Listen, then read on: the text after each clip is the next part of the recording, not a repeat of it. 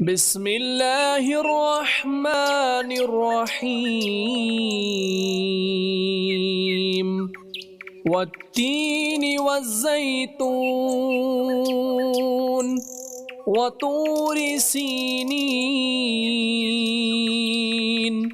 وهذا البلد الأمين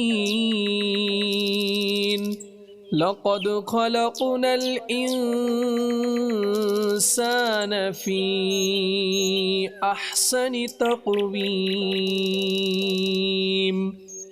ثم رددناه أسفل سافلين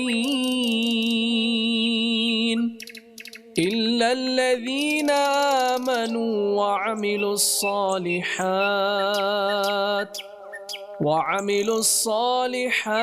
فلهم أجر غير ممنون